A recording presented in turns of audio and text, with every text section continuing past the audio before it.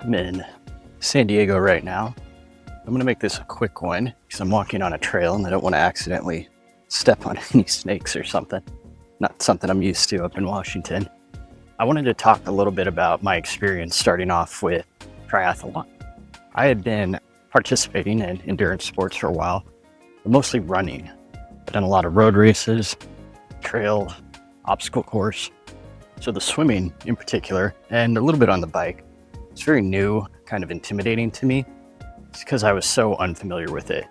The swimming, I was starting completely from scratch. And I was worried about what people know, like when I'm in the pool, people know this guy has no clue what he's doing. And how was I gonna ever get better? Because I had this fear that I call beginner's fear. I've experienced it several times in my life. And for some reason, I always forget there's a secret to getting over beginner's fear. And I want to share that secret with you because you're intimidated about getting into endurance sports because it's a new world for you.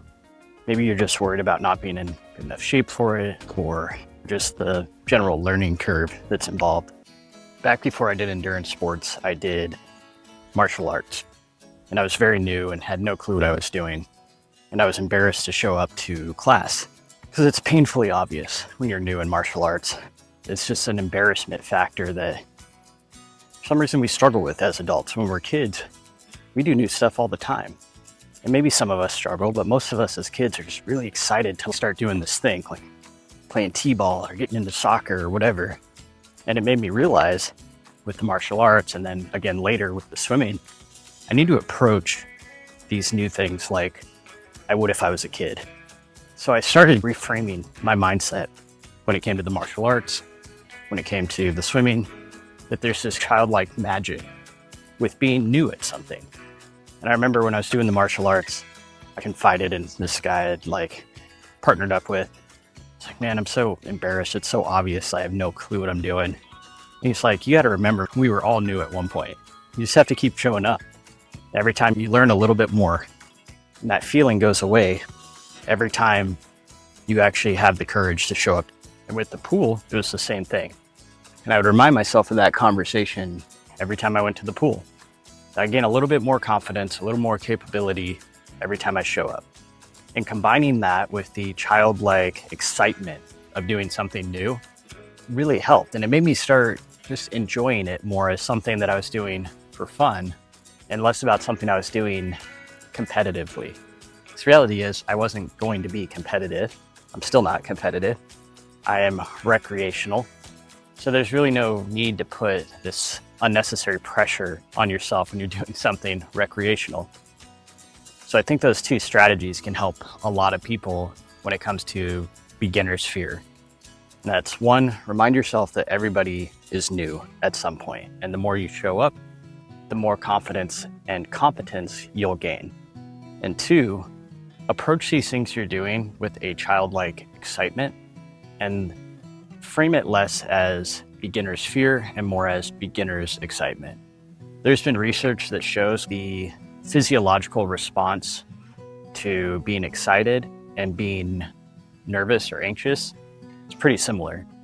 And there's also been research that shows if you reframe your anxiousness as excitement, you'll have more positive feelings associated with whatever that thing was that was making you nervous.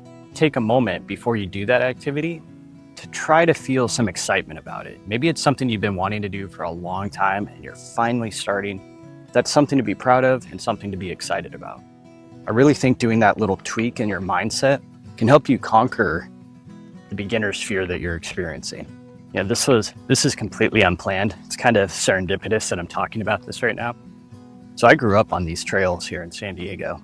And I remember coming right here to this little spot with my mountain bike when I was a kid. And I had a couple friends who were just completely fearless. They'd come and they'd just fly off these jumps, but not me. I was so scared of going off these jumps and maybe falling off the side here. And I would go real slow and I would just kind of come up here and roll up. Meanwhile, they're flying over the top of this thing. I remember thinking how much fun they were having. And finally, I decided I was going to try it. I wanted to get air. And I had that beginner's fear because I was scared I was going to crash. I was just a little kid at the time. And I remember my friends egging me on, like, yeah, come on, do it, do it. And I did. I started at the top of the hill and I came and I got some sweet rad air going off those 3 little jumps. And I didn't crash.